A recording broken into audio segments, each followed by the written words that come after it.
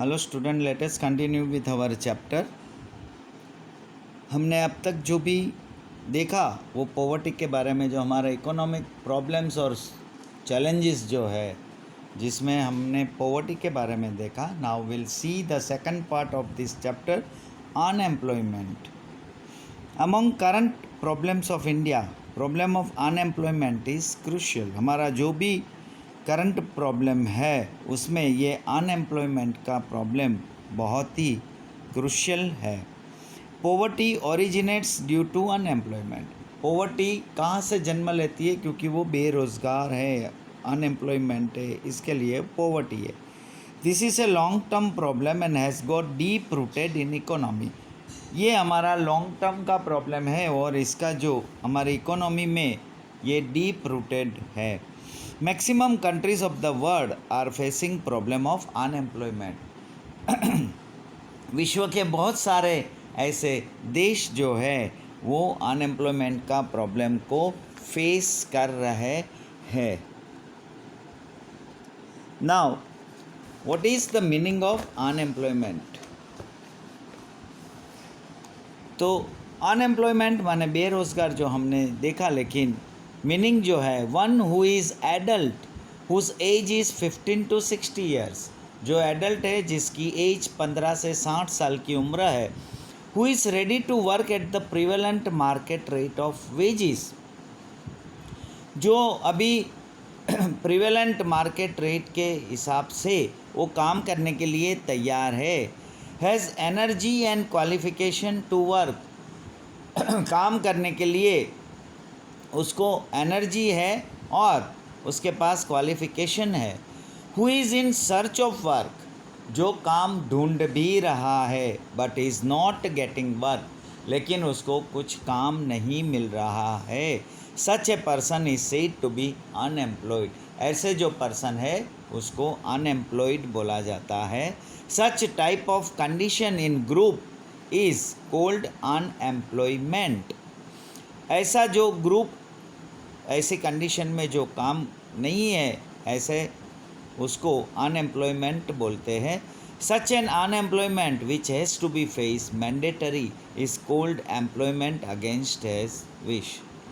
If people who demand wages more than the prevalent market rate, जो market में rate से ज़्यादा अगर वो वेजेस डिमांड कर रहा है, who are not in age group of 15 से 60, जो 15 से 60 के एज ग्रुप में नहीं है। हु आर हैंडीकैप्ड, जो हैंडीकैप्ड है, वीक है, सिक है और ओल्ड है, लेज़ी है, हाउसवाइफ है। Those who are not willing to work, ये लोग जो है वो काम करना नहीं चाहते। In spite of being capable, ये उनकी कैपेबिलिटी है, वो काम कर सकते हैं फिर भी काम नहीं करते हैं। They are not considered as unemployed, इनको अनएम्प्लॉयमेंट नहीं कह सकते। Now types of unemployment. Following are the types of unemployment in Indian economy. हमारे इंडियन इकोनॉमी में ये 6 टाइप्स के अनएम्प्लॉयमेंट होते हैं। First is seasonal unemployment. Due to lack of irrigation facilities, irregularity in rainfall and lack of alternative employment, farmers have to remain unemployed for 3 to 5 months in India. This is called seasonal unemployment. Seasonal unemployment कौन है? जो जहाँ irrigation facilities नहीं है, हमारे rainfall और हमारे rainfall में इरेगुलरिटी है, हमारे फार्मर्स के पास अल्टरनेटिव एम्प्लॉयमेंट नहीं है, जो 3 से 5 महीने बाकी का समय जो होता है फार्मिंग के बाद, तो वो फ्री होते, मतलब अनएम्प्लॉय होते हैं। तो this is called seasonal unemployment. Second is frictional unemployment. When new technology is introduce in place of old technology, old technology को न्यू टेक्नोलॉजी से जब कन्वर्ट करते हैं, चेंज करते हैं, labourers remain unemployed for some time. कुछ समय के लिए वो लेबर जो है वो अनएम्प्लॉयड हो जाते हैं। This is cold frictional unemployment. Structural unemployment. Indian economy is backward and Orthodox. हमारी जो इंडियन इकोनॉमी है बहुत ही बैकवर्ड एंड ऑर्थोडॉक्स है, पुराने ख्यालात वाली है. Social backwardness, traditional orthodoxy, customs, illiteracy and lack of structural facilities are responsible for structural unemployment. ये स्ट्रक्चरल अनएम्प्लॉयमेंट के लिए जो हमारे समाज में जो बैकवर्डनेस है, ट्रेडिशनल ऑर्थोडॉक्सी है, जो हमारे दादा परदादाओं के ख्यालात जो पुराने चल रहा है, इलिटरेसी है, पढ़े लिखे नहीं है, ये सब हमारे स्ट्रक्चरल अनएम्प्लॉयमेंट में काउंट होता है. Disguise unemployment. डिस्गाइज माने अनरिकग्नाइजेबल, जो छुपे हुए हैं.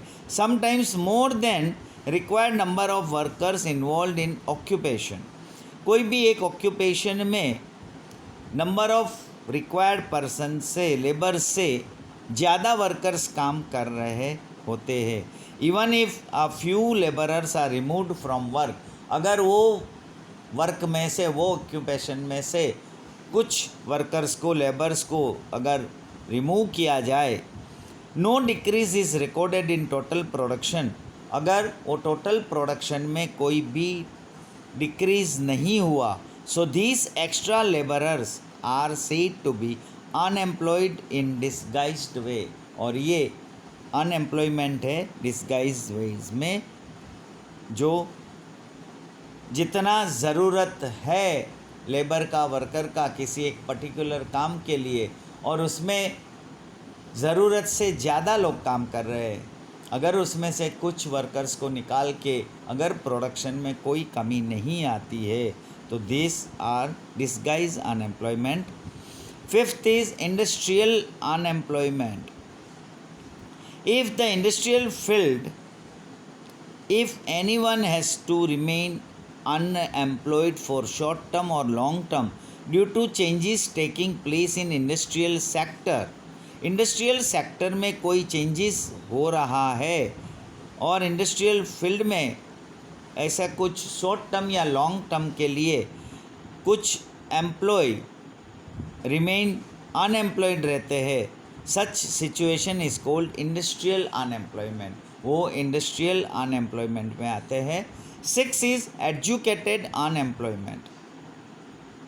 If a person has obtained at least secondary education or degree and is unemployed, he is called educated unemployment. अगर उसके पास डिग्री है, पढ़ा लिखा है, लेकिन जॉब नहीं मिल रहा है, तो they are considered as a educated unemployment. Now proportion of unemployment in India, जो यहाँ फिगर्स दिखाई गई है 2011 में जो हमारा पॉपुलेशन था कितना परसेंटेज है, और 2013 में हमने क्या ऑब्ज़र्व किया और कितना percentage. That please read this para. ये पूरा फिगरिंग वाला पैरा है जो नेशनल सैम्पल सर्वे NSS और जो हमारा employment, labour and employment ministry of India ने ये सारी फिगर्स निकाली है, जिसमें अकॉर्डिंग टू सर्वे अगर हम बोले तो रूरल पीपल और अर्बन पीपल का कंपैरिजन है. और जो रेशियो वाइज अगर हम देखें तो India more unemployment has been witness in states like Sikkim, Kerala, West Bengal, Uttar Pradesh, Chhattisgarh, Jammu Kashmir, Tripura. यहाँ ज़्यादा अनएम्प्लॉयमेंट है, while ratio of unemployment in Himachal Pradesh, Haryana, Gujarat, Chandigarh में कम है. और condition of employment in Gujarat में जो है इज़ गुड एंड नॉट वर्दी. According to an estimate 15% highly educated people are youth. जो 15% जो एजुकेटेड पीपल है वो यूथ में है. 66% यूथ ऑफ द वर्ल्ड का 66% है. Who are youth of 35 years of age live in India. India में 35 साल वाले उम्र वाले यूथ जो ज़्यादा है. If India wants to become super power on the basis of youth, अगर भारत देश अगर यूथ के बेसिस में सुपर पावर होना चाहता है तो it will have to change unpleasant form of unemployment. Unemployment का जो ये अनप्लेजेंट जो फिगर के वाइज जो है उसको चेंज करना पड़ेगा।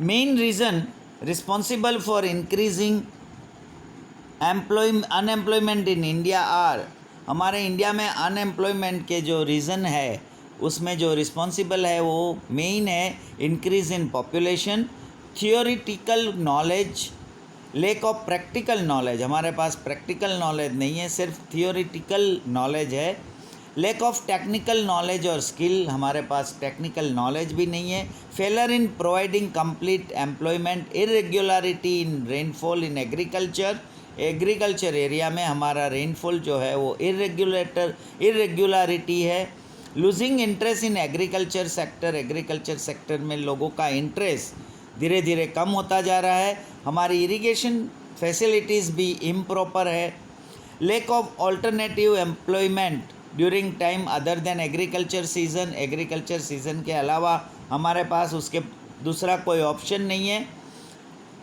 Week condition of cottage industries, household industries and small scale industries, caste system, joint family system, ये सारी जो चीज़ है ये हमारा रीज़न है हमारा अनएम्प्लॉयमेंट क्यों बढ़ रहा है। Thus decrease in rate of capital creation was there, new business industry can not be set up due to lack of investment, हमारा इन्वेस्टमेंट नहीं हो पाता है, इसके लिए नई बिजनेस इंडस्ट्री को हम सेटअप नहीं कर पा रहे हैं क्योंकि lack of courage to set up new business है, न्यू बिजनेस के लिए किसी को करेज नहीं है, इतनी हिम्मत नहीं है।